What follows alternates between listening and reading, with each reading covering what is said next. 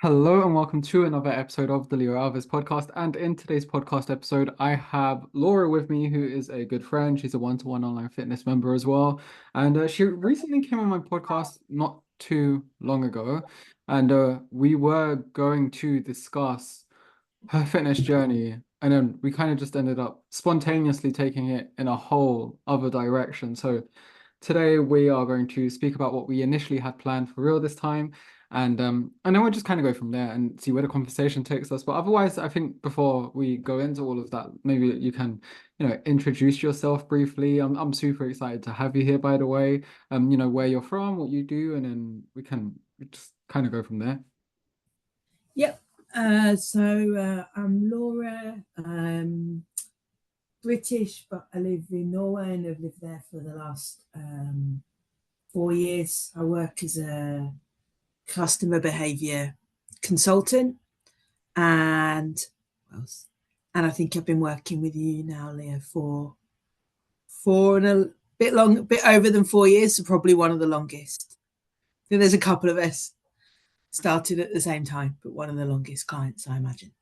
Yeah, I think we started working together. This could be wrong, maybe give or take a month. I think it was November 2019, and we started in person one to one. Yeah. And then we were Not going to start working together online because I was moving to Japan, but then the world kind of luckily we had everything prepared and set out because Yeah. the world forced everyone to go online like 2 weeks later, funnily enough. But yeah, lucky for us, I had everything, prepared already by pure coincidence. So that was an easy and smooth transition for us. And yeah, we've been working online together since. Yeah. And how are you finding life in Oslo, Norway? Yeah, very good. I think, as you mentioned, I think we both actually moved country the same week, which also happened to be about a week before COVID Mhm. hit properly. So, but been in Oslo 4 years now. So the first 18 months was quite tough, I think, as it would have been for anybody anywhere with the COVID restrictions. But yeah, really like living here, really enjoy the lifestyle, very outdoor lifestyle that people might not anticipate, because I guess most people think it's a really cold place. And it is quite cold in winter, but actually everybody really kind of embraces the seasons and gets outside and enjoys himself. It's all about kind of being in nature here. So in the winter, it's cross country skiing, and in the summer it's more hiking. But people really kind of enjoy the outdoor lifestyle here, I would say, and appreciate each season for what it is. Funnily enough, the outdoor lifestyle that you mentioned in Norway, I actually referenced that in my upcoming book. Just a quick side Yeah. tangent. Because I was like, obviously, I've been doing like looking into a lot of random subjects that I feel like could um fit quite nicely in the book, and I speak about this like one section on everyday movement, and I reference Norway's just like actually quite big outdoor lifestyle. There's a word for it. I think it's like friluftsliv or something like that. I have it Oh, written. free lives live. Yeah, Yeah, free yeah, yeah. lives. Yeah. And I speak about that briefly in the book. So yeah, it's cool that you bring that up because I actually need to get back to work on the book today, or at least this week for sure, because I've been taking a bit of a break from it. Yeah, and one thing I actually wanted to ask you about that I haven't been able to have the opportunity to ask you about in any sort of real depth. I know we've spoken about it quite loosely, before we get stuck into all the fitness questions that I've been quite eager to speak to you about is that how was your time in South Korea? Because I know you recently went there on a holiday Yeah, for 2 weeks, and I can see your face lighting up right now. yeah, it was great. So I did a food tour for a week, and then I had a week kind of on my own in Seoul exploring. So it was really good. I mean, I love the food anyway. I guess the food's getting kind of quite a bit more famous now, as is just kind of South Korean culture in general, with various TV shows and like K-pop and that kind of stuff. So yeah, I really like.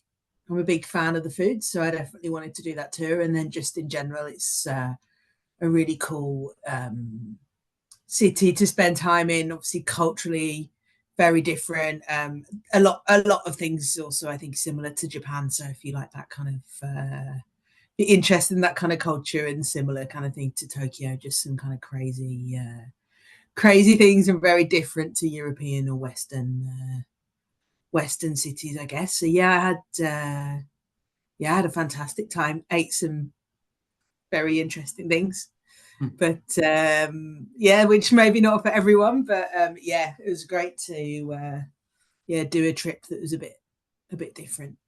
Yeah, and it's part of the experience, right? Trying new things, and I'm very curious to visit South Korea someday. Japan's the only country I've been in Asia, and Asia is so big, so there's so many countries I need to Yeah. slowly visit bit by bit there. But yeah, South Korea, I can tell you had a lot of fun out there. But yeah, on the topic of nutrition as well, I feel like this nicely transitions us to the first thing I really wanted to speak about. So, just for some context for the listener, for the majority of our time working together, Laura's been tracking her food just because, we came to the conclusion together that that was uh, the best approach for her. Most of the time, maybe there is the occasional break from it, maybe if she's traveling or something, but otherwise, the majority of the time, she'll be tracking her calories and protein specifically. Um, I think it was in January. I have all these things written down, but I'm just going from the top of my head here. In January, we made the switch to calories and fiber. And I thought that would be quite a cool thing to speak about regarding how you've been getting on with it since. So I just thought first and foremost, how are you finding your fiber goal nowadays? And, yeah, I'm quite curious to hear, honestly speaking. Yeah, definitely getting into the habit of, I guess, kind of eating different foods. And I think for me, tracking is quite important to kind of keep me on track. I don't know. I like the safety net, if you can call it that, of tracking food, and I find that easier than obviously there's like different options of how you can moderate what you're eating. But for me, like using an app and tracking, I think works the best for me in terms of knowing what I'm eating. I think it took a little while actually to get kind of habits in place, and I think also find foods that I enjoy eating and fill me up and that kind of thing, but were also giving me a good fiber intake, and kind of like finding like the hacks, I guess, of like quick breakfast and stuff like that can still kind of give you good fiber intake. So I think definitely seeing some improvement, some way to go. Also balancing it with protein, still getting the right protein intake as well, because I kind of been tracking protein for quite a while, like a good couple of years. So I sort of got into good habits with protein, but then like kind of switching the focus more to fiber, but while still maintaining the protein intake was a little bit of a challenge as well. So it's kind of finding things that are going to give you both, or combining foods, so you're getting both kind of good fiber intake and good protein intake. I think interestingly as well, and it wasn't that you set this because of that, but around the same time we started talking about tracking fiber, I was also looking at doing like a gut microbiome test. So I actually did that just before Christmas, and I'd just been reading. I think gut health is quite a fashionable, maybe let's say, is certainly like a topic at the moment. A lot of people are talking about gut health, and I've been reading various things, and also as filled out some questionnaires, and I was kind of aware of taking quite a lot of antibiotics. I probably take quite a lot in general, maybe like 2 or 3 sets a year, and I was thinking, it'd be interesting to see what my gut microbiome is. And I did the test, and it came back pretty poor. Like I think out of 50 good strains of bacteria, I only had 8. So I had like a really low microbiome score, like 25 out of 100 or something like that. So I was a bit like, okay.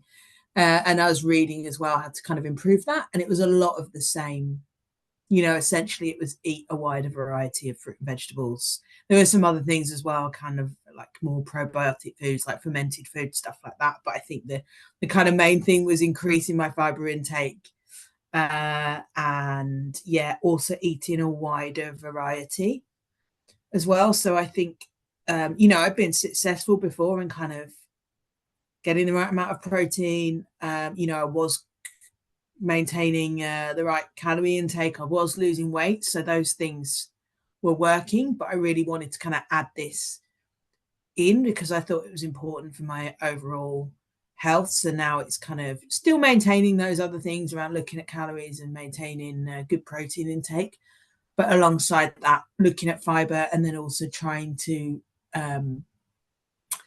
look at having a wider variety of plants as well, effectively. So now at the moment, I'm trying to eat 30 different plants a week, which sounds really difficult, but when you include things like herbs and spices, which are included in that, it's not as hard as perhaps as I thought it would be. So yeah, and I think it's also helped me. If you're eating more fruit and vegetables and less calorie dense foods, it's also easier to control your calorie intake, I guess, as well. So it all kind of feeds into going the right direction of eating kind of healthier foods and less calorie dense foods as well.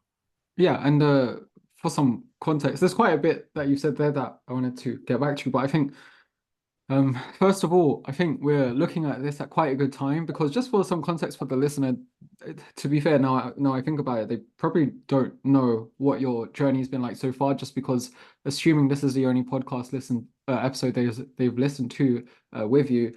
Just for context, Laura has lost about I think 45 kg since her heaviest weight. So she's made a tremendous amount of progress over the last few years. And I think now we're actually looking at switching up these goals at quite a good time because I feel like had we been thinking about all these types of things, it probably would have been a bit too overwhelming at first. It would have been way too many things at once. Whereas, when we started together, we looked at what a calorie deficit was, how to be consistent with it, where can we get protein from, and that obviously worked amazing for you because you've made a tremendous amount of progress since then. And then and this is probably coming up at a good time, which is partly the reason why I think that transition actually, as you said, it was quite coincidental with the test that you did when I switched to fiber, just because I thought, you know what, let's start looking at fiber and calories because um we've had a not the same goal for the entire 4 years, but pretty similar goals, and of course, because a lot has happened in 4 years, and it wasn't always smooth sailing. But yeah, Laura's made a superb amount of progress within that time, and I think what impressed me the most was the fact that she pretty much like maintained everything really well, even through more challenging periods. But yeah, we made that transition to fiber just because I thought, you know what, fiber is something we want to be looking at anyway.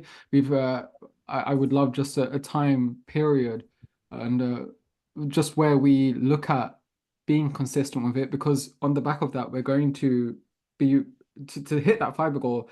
You're going to want to be prioritizing foods that you want to be eating anyway on a daily basis. But now I feel like it's going to naturally force you to think about that more.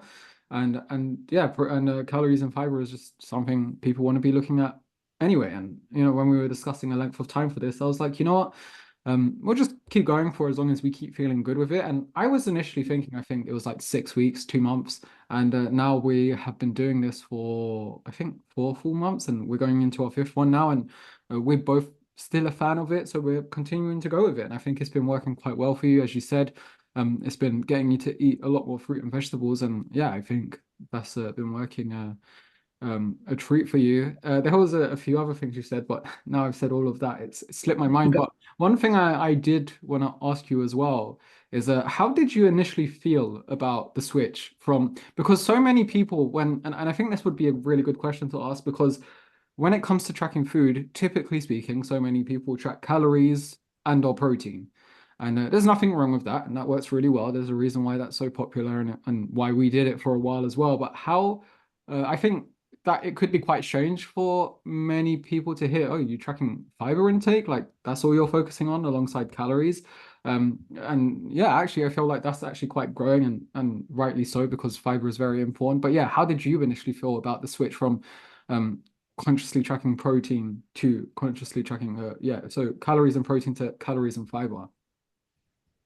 Yeah, I mean, so I guess I was consciously tracking fiber or focusing on it, but I was still seeing my protein intake through the MyFitnessPal app because I was still recording everything I ate, so I could see what my protein was.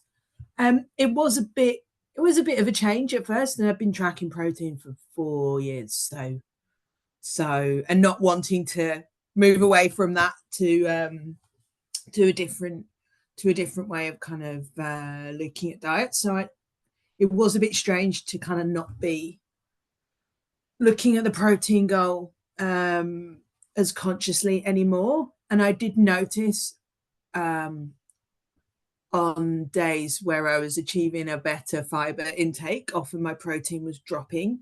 So that it has been a little bit of a challenge to manage that, because I feel like foods that are very good for fiber are not always as good for protein. It tends to be, vegetables are good, really good fiber delivery, but not so good on protein delivery. Meat is excellent protein, lean meat's excellent protein delivery, but don't really give you any fiber in general. So it's kind of been finding those things in between. So like beans or legumes are pretty good at both. So kind of finding new foods, or maybe making some switches,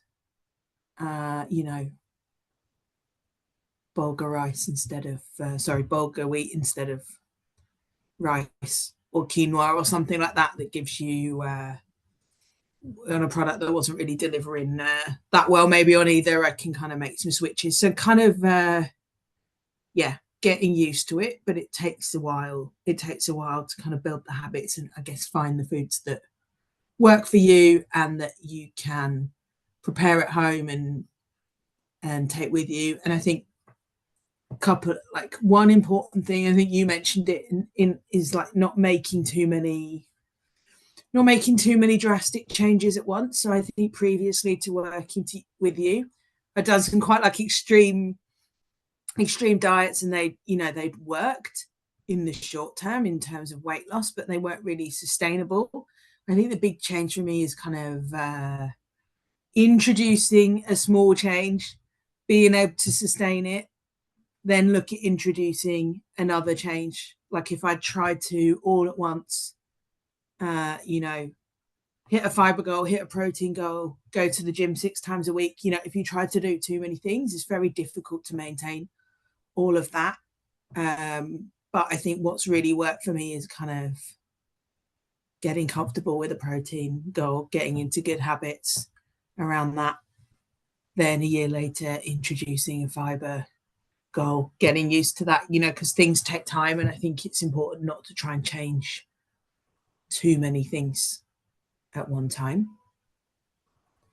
And do you feel like that switch from tracking protein to fiber like came at a good time? Like, were you already like so comfortable with tracking your protein that you were like, you know what, I'm ready to start aiming for something new, or would you still feel like you were quite nervous about initially making the switch?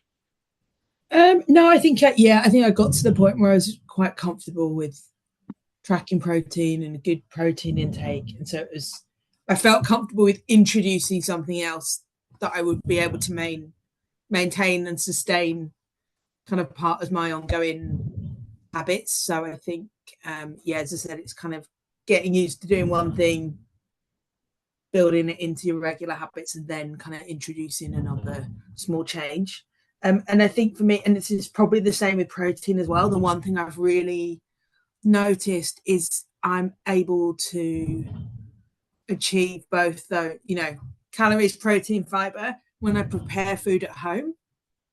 I don't find it that challenging. On days where I'm not meeting my goals, it tends to be because I haven't been able to prepare my own food, and eating out. And I don't mean like, oh, I'm going to a restaurant, so I'm having an off-plan meal. I just mean at times where I've been traveling or I'm at work and I haven't had a chance to prepare food. Those are the times when I find it a lot more challenging. Like in general, now I can when I'm preparing my own food, I'm able to prepare things that give me good protein and fiber delivery. Okay. I don't know if there's like a gust of wind on the mic right now. Oh, Yeah, I was going to say, can you hear something? It's actually a cannon. oh, There is okay. they're firing cannon, and I'm quite close to where they're firing it on. So if you can hear Okay, something, as you do. I was thinking, oh, it sounded like a gust of wind on the mic for me. oh, okay. Okay, No, I was going to say, yeah, Canon. it should stop in a Okay. minute.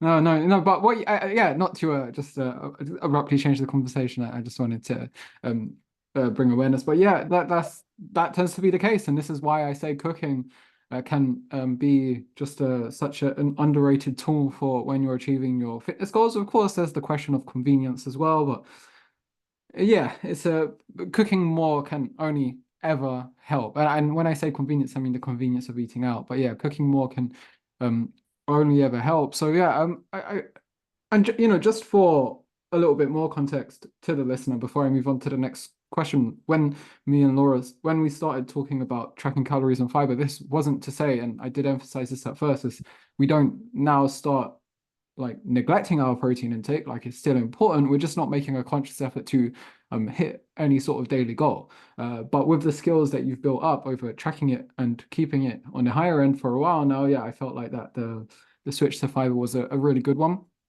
What I wanted to actually did you actually want to say anything else about any of that before I change the subject to something else I had in mind?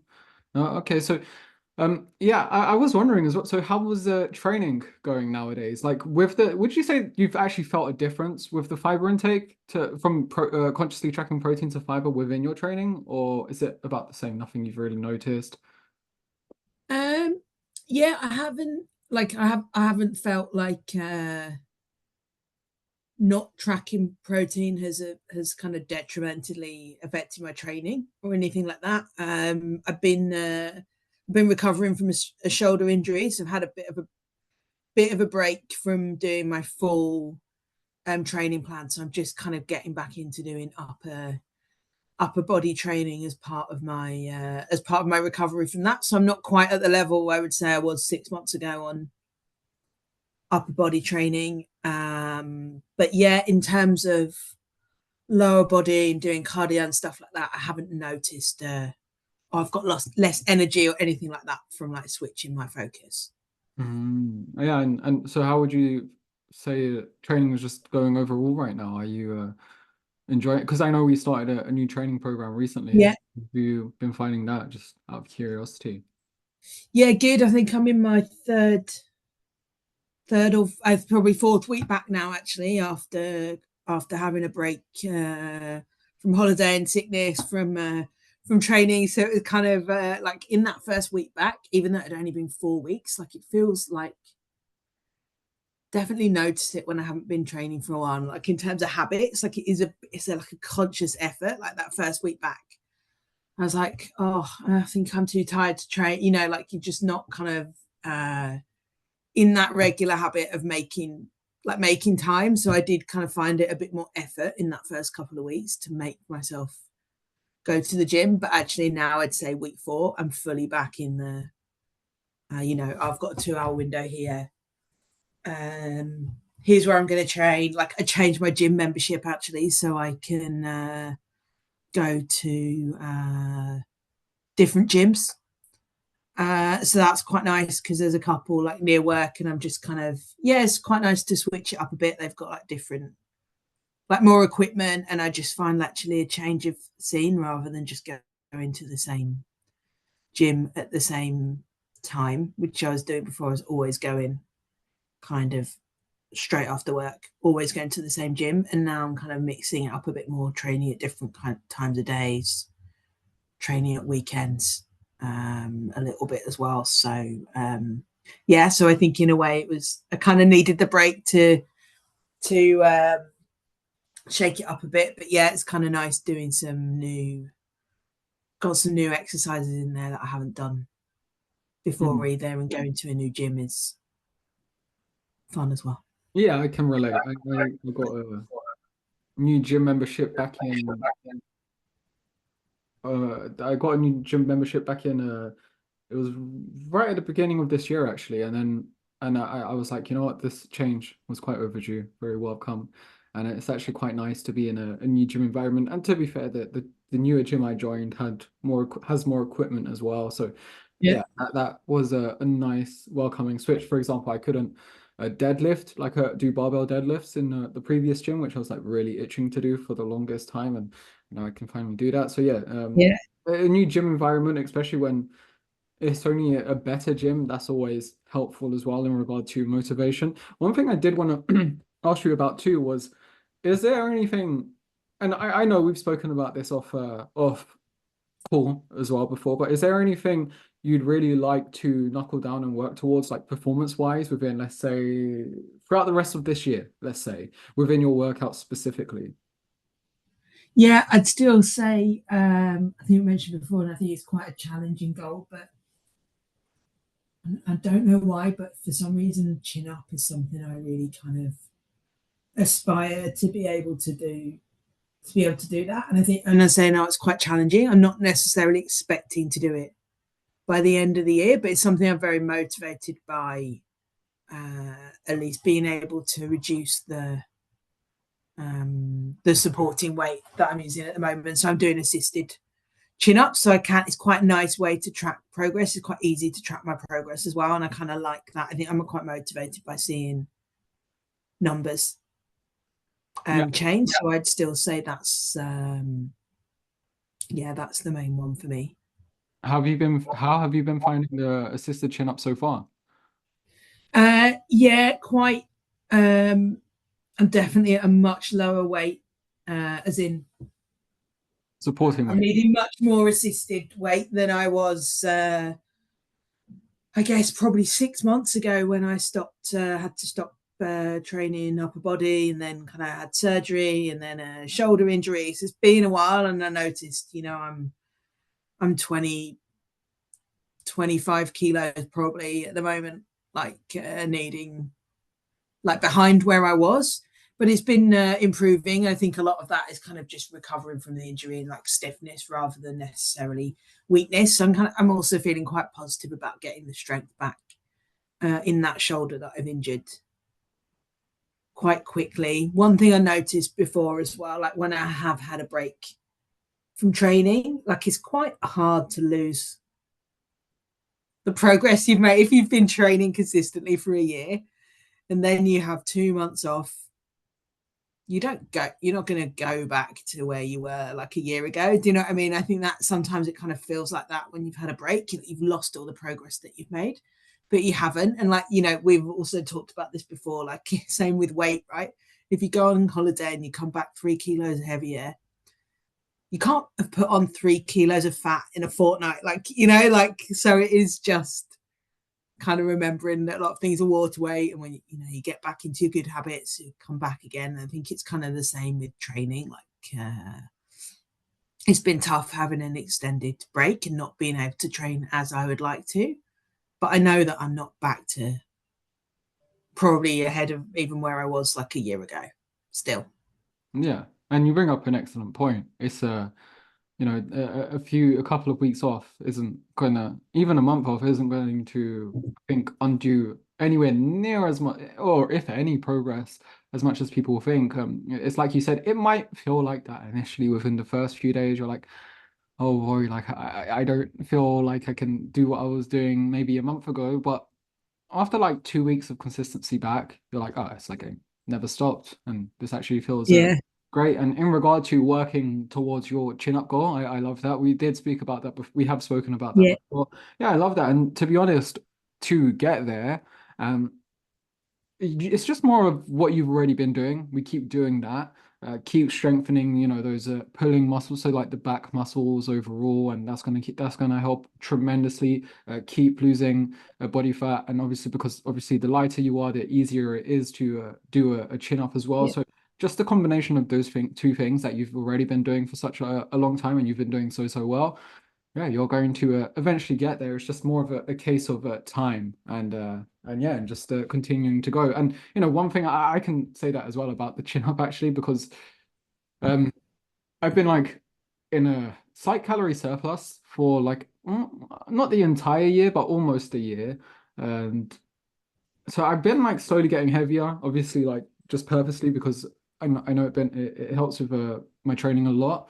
And it had been actually a long time since I had been in a slight calorie surplus for that long. So I was like really like, I want to dedicate a good amount of time to it.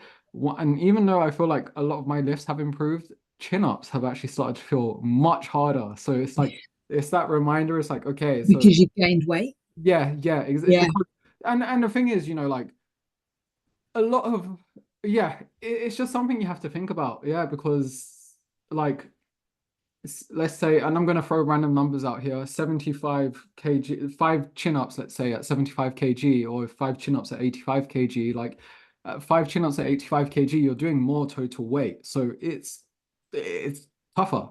And because Yeah. yeah, you get where I'm coming from with that, right? So yeah, it's just it's more challenging, and that's something that I've actually realized. I'm like, oh wow, like it's interesting how much of a difference it does make. And this is me speaking personally, but obviously I know that tends to be the case as well. So yeah, it's just a question of continuing. And I know as soon as I lose it again, it's going to chin ups are going to at least Yeah. feel easier. But yeah, it's just a question of continuing. That was a long roundabout way of just saying, yeah, it's just a question of continuing to do what you're doing now because you're 100% on the right path with that, and I'm very excited to see where we can take that. And of course, I'll bear that in mind for your programming as well and your training, and we'll just keep chipping away at that, which I'm very excited for. Yeah. I definitely feel like I've got a better mindset around it before, and not feeling like, oh, you have to do 5 kilos more each week. Like I'm thinking more about like also like the form as well. And like I know when I first probably started doing it, I wasn't kind of fully extending my arms, and like so I kind of look at different things now as well. And it's yeah, it's kind of good also to have a long-term goal without necessarily saying I need to hit this weight by the end of the year or be able to do this, but like something that you're working towards that you can just keep working towards and making progress. Mm, yeah. Yeah, absolutely. I'm very excited for it. And what you bring up there is actually like quite a common I think quite a common thing that happens with a lot of like lifters within their earlier days because when starting out there's like an informal term called newbie gains where when you're just starting out and you're in your earlier days with lifting Yeah. weights you make quite rapid progress with weight training. And then Yeah. that's just because typically what's happened is that person's gone from doing maybe nothing or never really weight training, let's say, to suddenly weight training. And it's like, whoa, Yeah. like really making rapid progress here. But then what happens is that as time goes on, let's say 6, 8, 10, 12 months into it, maybe 14 months, the newbie gains start to wear off. And then they start getting into this period where actually they make more of a realistic, let's say, form of amount of progress but they don't understand that what's happened is they've switched to this realistic phase of progress or a level of progress, and now they keep comparing what they're going through now to the newbie gains phase, where they're like, oh, Yeah. I should be adding 5 kg every week. I was doing that before. Why can't I do that now? And then that's where. But so it's kind of what you said there, and it's just kind of like part of the journey and experience of just doing this over time. That's what happened to me too Yeah. when I started out.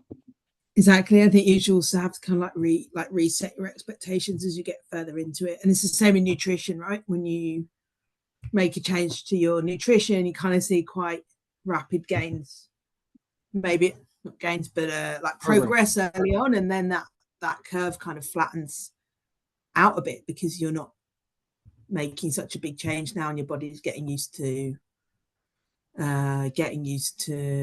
this like the new level. So you're not going to keep seeing progress at the same rate. No, exactly. Was there anything else you wanted to? And actually, before I go into that last part, one way to Yeah. think about it like this is, I think just a good thing to leave the listener on is like you have to think about it like this as well. Let's say you're okay, I'm gonna have to do some maths here. Let's say you're doing a dumbbell bench press and you do successfully go up in 2 kg dumbbells every single week for however many months. You have to think about like eventually there comes a day where you can't realistically consistently do that for 5 years back to back to back to back. Otherwise, you're eventually going to be lifting like the 70, the 80, the 90 kg dumbbells. Yeah, Yeah. and that's just not going to happen. Lifters don't ever achieve that like within a lifetime of lifting when they've been doing it maybe for 30, 40 years. So yeah, it's just like, yeah, progress, just the rate of progress, it just basically slows down so much. Eventually it gets to the point where it's like, oh, okay, progress comes in the form of another rep or just having slightly better form or having better control over an exercise. It's not always necessarily going up more and more and more and more in weight. So yeah, it's just something to think about, because if you did make that sort of same sort of rapid progress that you did when you first started out, then eventually you would be just like lifting superhuman levels of weight Yeah. that wouldn't. And I think, or for me as well, it's going back to what the overall objective or purpose is. And the overall objective, is not to bench press a certain amount of weight, it's to build my muscle mass. So, like, as long as I'm still doing that, do you know what I mean? I think that's the important thing to remember, that it's still contributing to the overall objective. It's not really about can I hit a certain weight on a certain week.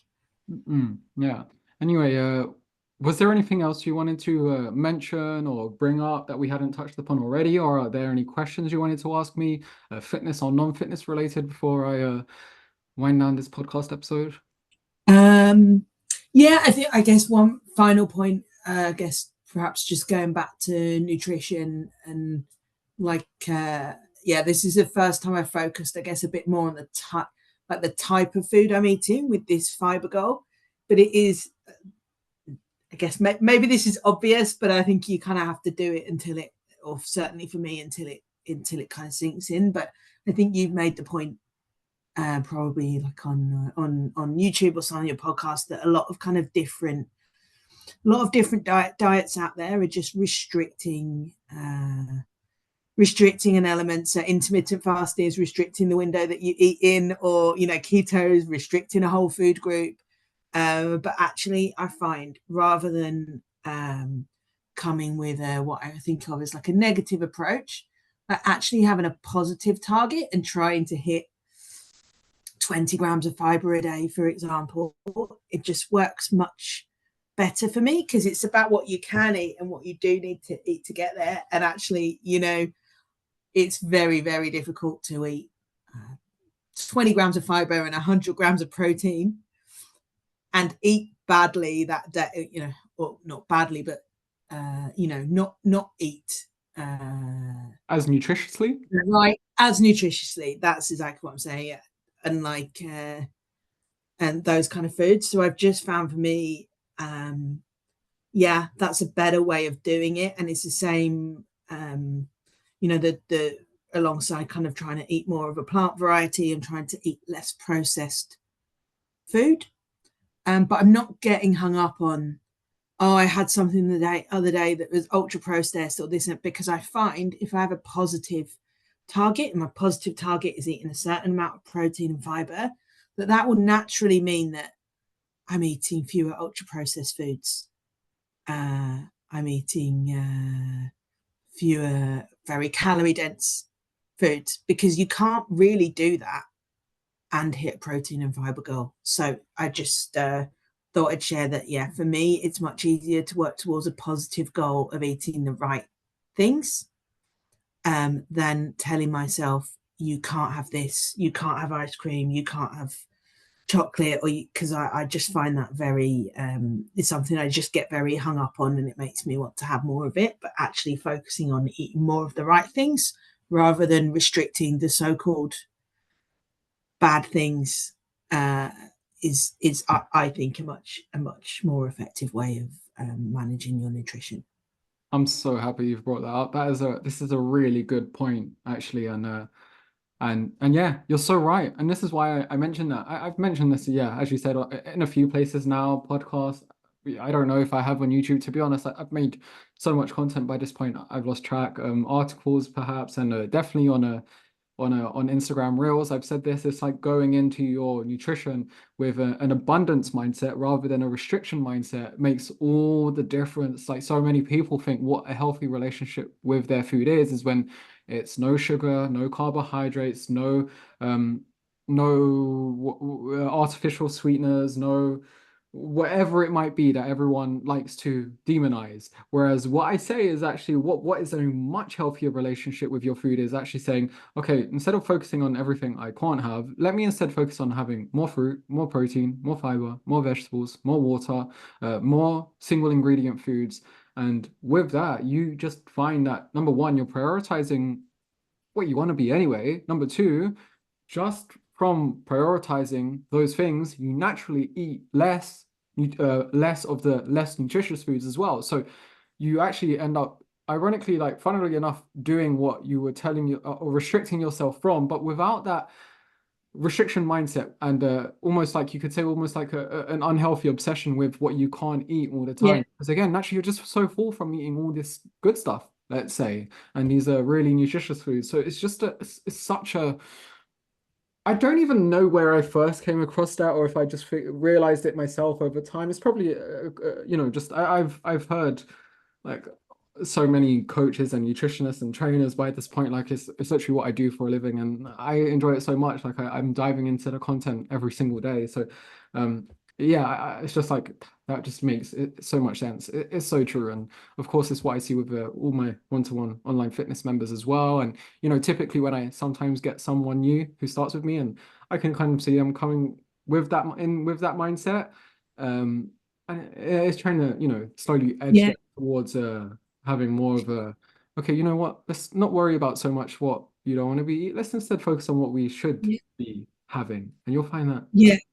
yeah, it just has a funny And way of I helping. think it's really hard for, I think it's really hard for people because there's so much out there, people talking about sins and eating clean. And I hate those kind of like that language and kind of, implying certain foods are unclean or dirty. I just think it's a really unhelpful way of thinking about nutrition. It's very what I call black and white thinking.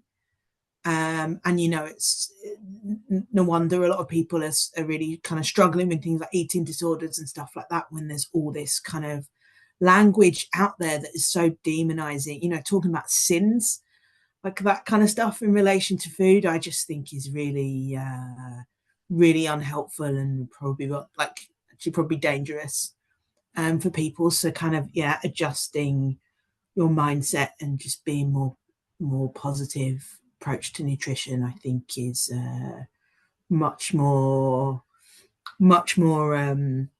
healthy for people's kind of mindset and mentally, as well as obviously their body as well. But yeah, so I just thought I'd share that at the end in terms of something that's really helped me into is thinking about nutrition in a positive way, and as you said, an abundance mindset rather than a restrictive one. Yeah, absolutely. I'm so happy you brought that up. And yeah, I mentioned that in my book as well. I think the example I give is when you're always focused as well. Another point to add to all of what we've said is when you're always focusing on what you can't have, naturally you end up wanting it more. It's like when you tell someone, don't think of a pink elephant, you're going to think of a pink elephant all the time. And maybe you can get away with, okay, if I'm going to tell myself, okay, no sugar.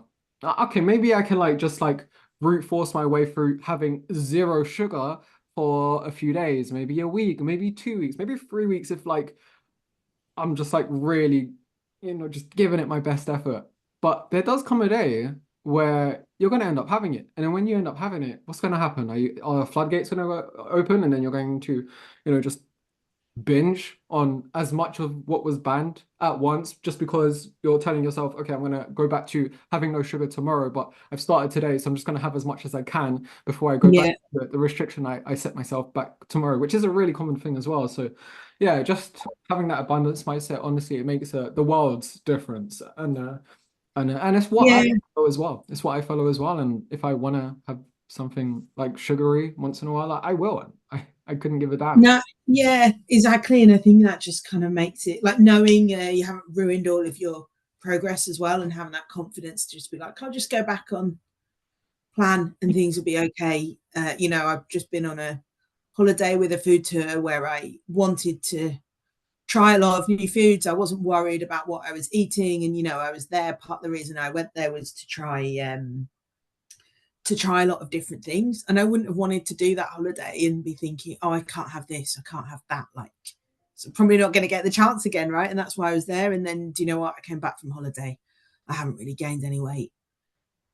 It's a couple of weeks later, I'm back training. I'm back to where I was pre-holiday. Like, it's absolutely fine.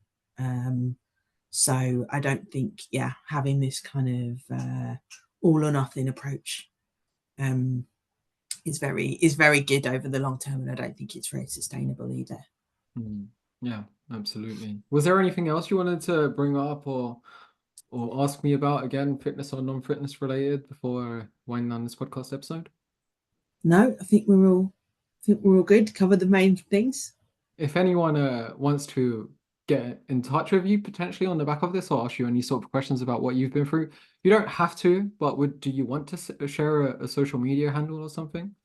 Yeah, absolutely. I think you got my Instagram and Yeah, contact details. So yeah, McKee on that's tour, fine. right? I'll Right. instead of spelling that out here, I'll just attach your Instagram handle as Yeah. a link in the show notes of this podcast episode, so you can just if you're listening, you can click on that. Otherwise, Laura, thank you so much for coming on. I appreciate you taking your time out to come on, have a chat with me. It was really fun to actually finally be able to have this chat as well, because Yeah.